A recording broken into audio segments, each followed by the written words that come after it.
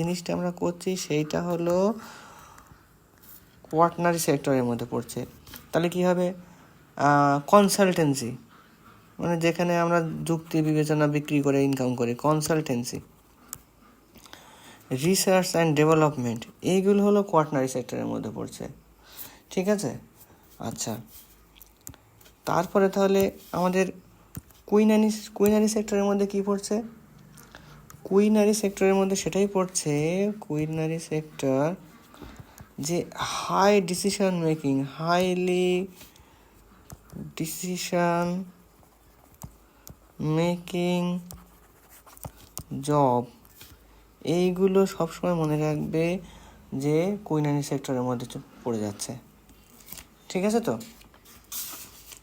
ব্যাস, এইবার তোমাদের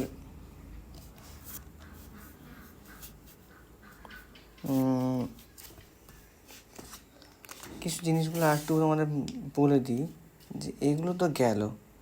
এবার দেখো, আমি তোমাদের গুডস বলবো, যে আমরা মার্কেটে যে সমস্ত জিনিসগুলো ব্যবহার করছি বা কোনো কিছু করছি, সেই গুডসগুলো কেমন হতে পারে। গুডসগুলো বিভিন্ন রকমভাবে ভাগ করতে পারি।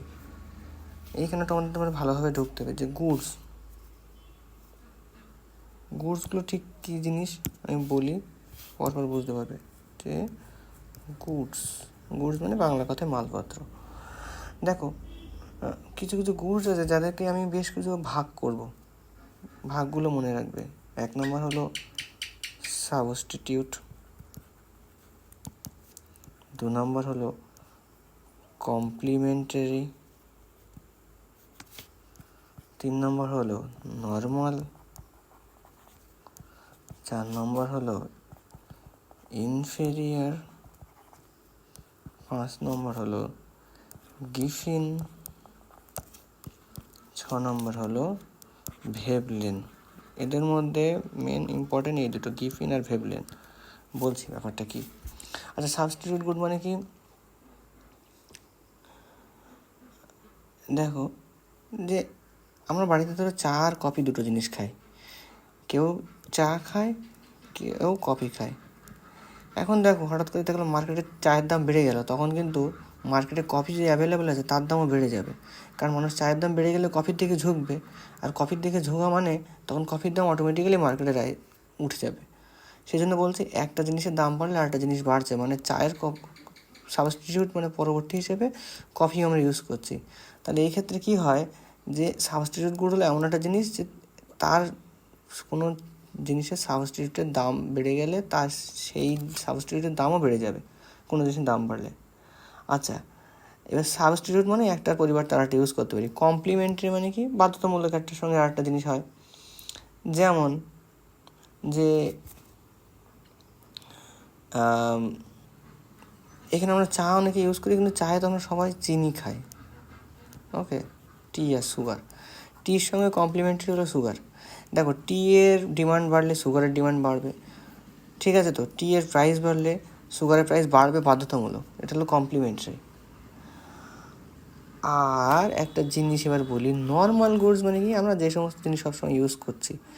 এখানে নর্মাল একটা থিওরি হলো গুডসের। কী থিওরি? যে আমাদের ইনকাম যদি ইনক্রিজ করে তাহলে নর্মাল গুডসের দামও বেড়ে যাবে। স্বাভাবিক, আমাদের যদি প্রত্যেকের ইনকাম বেড়ে যায়, প্রত্যেকে আমরা চাইবে ভালো জিনিস, বা যে জিনিসটা ধরো আমরা সবাই মাছ কিনে খাচ্ছি, আজকে 50 টাকা দাম কেজিতে। এবার আমাদের 10 জন মানুষ আমরা একটা গ্রামে বা একটা শহরে বাস করি, তাহলে 10 জন মানুষেরই প্রত্যেকেরই পকেটে পয়সা বেড়ে গেছে, প্রত্যেকেই আমরা চাইছি যে ওই মাছটা আমি কিনবো। তখন স্বাভাবিকভাবে মাছের দামটা সবাই বেশি দিয়ে কিনতে চাইবে, নাহলে তো কেউ পাবে না। তাহলে নর্মাল গুডসের দাম ইনকাম বাড়লে অবশ্যই বেড়ে যাচ্ছে, আর ইনকাম যদি কমে যায় তাহলে স্বাভাবিকভাবে নর্মাল গুডসের দাম কমে আসবে। আচ্ছা, ইনফেরিয়ার গুডস, এইটা আমাদের ইনকামের সঙ্গে কেমনভাবে সম্পর্ক হচ্ছে দেখো। ইনফেরিয়ার মানে কি? খারাপ জিনিস, খারাপ। তাহলে ইনফেরিয়ার গুডস মানে কি? আমার যখন পকেটে পয়সা কম তখন আমরা সস্তার জিনিস কিনছি, চিপ রেটে কোনো জিনিস কিনছি, তাহলে ইনফেরিয়ার গুডসগুলো চিপ রেটেই কিনতে পাওয়া যায়। ইনকাম যখন কমে যাচ্ছে তখন ইনফেরিয়ার গুডসের ডিমান্ড বেড়ে যাচ্ছে। আবার ইনকাম যখন আমার বেড়ে যাচ্ছে, আমি কিন্তু খারাপ জিনিস কিনবো না, তখন কিন্তু ইনফেরিয়ার গুডসের ডিমান্ড কমে যাচ্ছে। তাহলে ইনকামের সঙ্গে একটা রিভার্স সম্পর্ক। আর গিফিন গুডস, গিফিনের ক্ষেত্রে আমরা কি বলি এটা তোমাদের জানার বিষয় আছে, এখান থেকে কোশ্চেন আসে যে গিফিন গুডস আমরা কারে বলছি।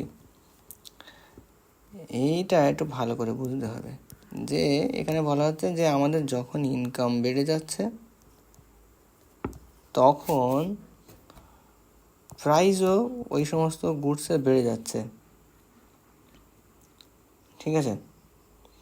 সরি, বলা ভুল, ইনকাম না, যখন আমাদের কনজামশন আমাদের বেশি হচ্ছে, যখন আমাদের কনজামশন, ভুল করে বলে ফেলেছি, আমাদের কনজামশন কোনো গুডের যখন বেশি হচ্ছে তার সঙ্গে তার প্রাইস বা ডিম্যান্ডটাও বেড়ে যাচ্ছে। যেমন যদি মার্কেটে আমরা সবাই আলু কিনতে চাই, পটাটো, আলু আমাদের সবারই লাগে, পটাটো আমরা সবাই কনজিউম করছি, সাপ্লাই কিন্তু একই পরিমাণ আছে, সাপ্লাই সোর্সটা কিন্তু একই, এটা কনস্ট্যান্ট আছে। তাহলে আমরা যদি সবাই ডিমান্ড করি তাহলে প্রাইস তো বাড়তে বাধ্য। তাই একে বলা হচ্ছে যে এবার ধরো মার্কেটে পটাটোর দাম বাড়ছে, আমরা কি সবাই আলু খাওয়া ছেড়ে দেবো? না, আমরা কিন্তু আরও বেশি করে আলু তুলে নেওয়ার চেষ্টা করবো। ধরো আজকে যত 50 টাকা মার্কেটে আলু, আমি ভাবছি যে আগামীকাল যদি 60 টাকা হয়ে যায়, কারণ সবাই তো আলু কিনছে, তাহলে সেক্ষেত্রে কী করবো, আমি কিন্তু মার্কেট থেকে বেশি করে আলু তুলে নেবো, যে আজকেই আমি আলু কিনে নেবো একটু বেশি, আজকে বাড়িতে গিয়ে আলু কিনবো। তাহলে গিফিন গুডস মানে কি, কনজামশন বাড়ছে, পিপল মনে করছে যে এটা ডিমান্ড বেড়ে যেতে পারে আগামীকাল, তাহলে আমি আজকে আরও কিনে নেবো। তাহলে কনজামশন বাড়ছে, ডিমান্ড বাড়ছে, সঙ্গে ওর কনজামশন মানুষ আরও দিন দিন বাড়ি যাচ্ছে, ডিমান্ডও বাড়ছে, কনজামশনও বেড়ে যাচ্ছে, তাকে বলছে গিফিন গুডস। ওকে, এইবার দেখো আমরা কিছু ভেবলেন গুডস। ভেবলেন গুডস কাকে বলছি? দেখো এখানে যদি এদের দাম বেড়ে যায় তাহলে মানুষ এটাকে আরও বেশি কিনবে। দেখো এই জায়গাটা একটা খুব কনসেপ্টের জিনিস, আগে প্রথমে এর দাম বাড়তে হবে, ফার্স্ট এর দাম ইনক্রিজ হবে। ওকে, এর দাম ইনক্রিজ হলে, যদি ইনক্রিজ হয় তাহলে মানুষ আরও কিনবে, পিপল বাই মোর। যেমন কি এই সব থেকে বড়ো জিনিস আর্টিফ্যাক্টের মধ্যে কী পড়ে, যেমন ধরো কোনো একটা বিরাট বড়ো সুন্দর একটা পিকচার কেউ আঁকলো, বিখ্যাত কোনো শিল্পী, এর একজন 1 কোটি টাকা দিয়ে কিনলো, তো ঠিক এবার আর একজন বড় লোক ব্যক্তি এসে বললো না আমি ওর দামটা আরও বেশি দেবো, 1.5 কোটি টাকা। আরও একজন বললো না আমি আরও 2 কোটি টাকা। মানে কোনো জিনিসের যত দাম বাড়ছে পিপল আরও দাম বাড়িয়ে তারা কনজামশন করছে। কিংবা ব্র্যান্ডেড ক্লথ, আমরা সবাই জানি যে আমরা কোনো গুচ্ছি বা আরও বড় যে ব্র্যান্ডেড ক্লথগুলো আছে তার দাম যত বাড়ছে পিপল পয়সা দিয়ে আরও বেশি করে সেগুলো কিনছে। বড় লোকদের ক্ষেত্রে, বাংলা কথা এগুলো বড় লোকদের হিসাব, সেই গুডসগুলোকে বলছে ভেবলেন গুডস, ঠিক আছে? আচ্ছা, এইগুলোই একটু প্রথম আজকে কনসেপ্টের ক্লাস হলো। নেক্সট দিন আমি পরের কনসেপ্টটা বলবো। আস্তে আস্তে লেগে থেকো ক্লাসে, আশা করি নতুন করে ইকোনমিক্সের জন্য অন্য কোনো ক্লাস করা লাগবে না। Thank you.